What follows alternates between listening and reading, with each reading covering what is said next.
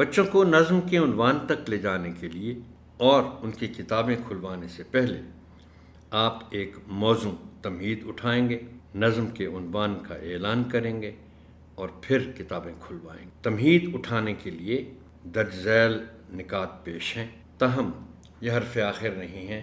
بہتر سے بہتر تمہید کے لیے آپ کی فکری جستجو جاری رہنی چاہیے۔ یہاں میں دو باتیں محترم ٹیچر ضرور کہنا چاہوں گا۔ ایک تو یہ کہ ہر سبق سے پہلے، بلکہ کتابیں کھلوانے سے پہلے، آپ کچھ ایسی گفتگو بچوں سے کرتے ہیں جو سبق کے عنوان تک انہیں لے جائیں۔ آپ ایسا تو کر نہیں سکتے کہ آپ کلاس روم میں آئے اور فوراً آپ نے بچوں سے کہا کہ ہاں بھئی بچوں کتابیں کھولو اور پڑھو۔ آپ کو انہیں سبق پڑھنے کے لیے ذہنی طور پر تیار کرنا پڑتا ہے، اور یہی تمہید اٹھانے کا مقصد ہے۔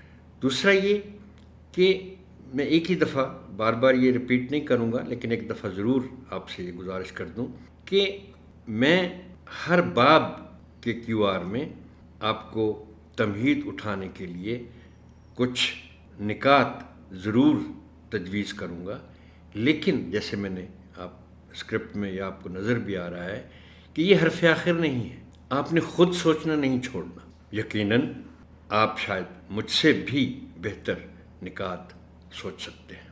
طلباء سے سوال کریں کہ ہم سب کو کس نے پیدا کیا، یہ ساری دنیا کس نے بنائی ہے، ہم اپنا ہر کام کس کے نام سے شروع کرتے ہیں، وہ کون ہے جس کا ہمیں شکر ادا کرتے رہنا چاہیے۔ طلباء کو بتائیں کہ اللہ کی تعریف میں لکھی گئی نظم کو حمد کہتے ہیں اور ان کا پہلا سبق حمد ہی ہے۔ حمد کی قرأت کرنے سے پہلے طلباء کو حمد پڑھنے اور سننے کے آداب سے ضرور آگاہ کی۔ یہ عام سبق کی طرح نہیں ہوتا حمد یا نعت کا سبق۔ ہم جب حمد پڑھتے ہیں تو ہمیں باادب ہو کے بیٹھنا ہوتا ہے۔